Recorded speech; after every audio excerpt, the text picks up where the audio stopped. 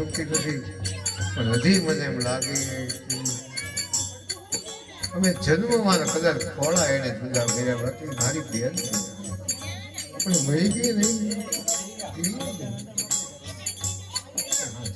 બહુ પ્રેમ કરું માની યાદમાં છે આવો. અને ફરી એક વાર કહું, હું તમારી માટે નથી આવ્યો, 71 પેઢી માટે આવ્યો છું. તમને ગમશે કે નહીં મને ખબર નથી, અને માં એ તો માં છે મારો બાપ.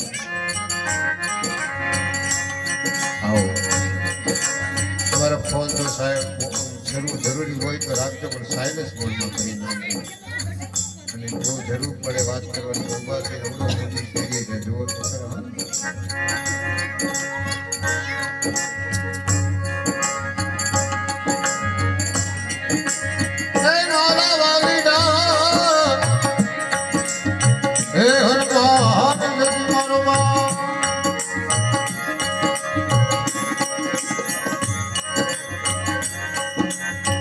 જય જય જય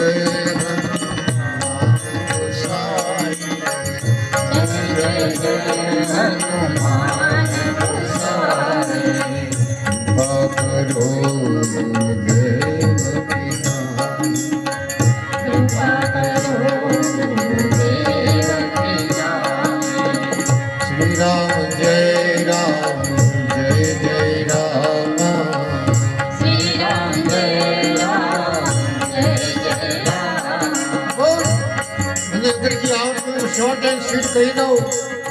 સુંદરકાંડ છે શું? માં સીતાજીની શોધ કરવા જાવી, 4 દિશામાં 4 ટુકડી ગઈ.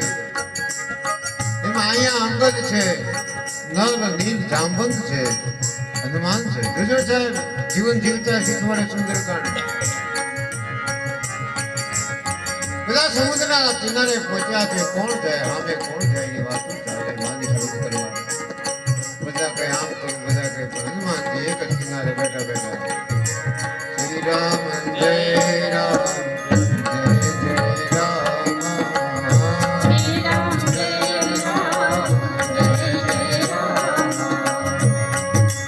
સુંદરકાંડની શરૂઆત સીતાકાંડથી થાય, કારણ કે હનુમાનજી મારો વાલો ન્યાથી આવી જાય. આમ તો પહેલેથી છે. શરૂઆત જામનગર કરી.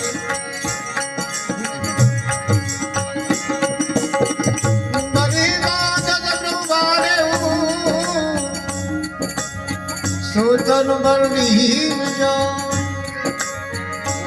ભાઈ ગરી દીને સાધ પ્રગટ સમજાય. હા બોલો સાંભળવા જેવું છે. રામ એટલે રામાવતાર ભાઈ વામન અવતારની વાત કરે કે ભગવાને જયારે વામન માંથી વિરાટ થયા 2 ઘડીમાં હાથ પ્રદક્ષિણા કરી.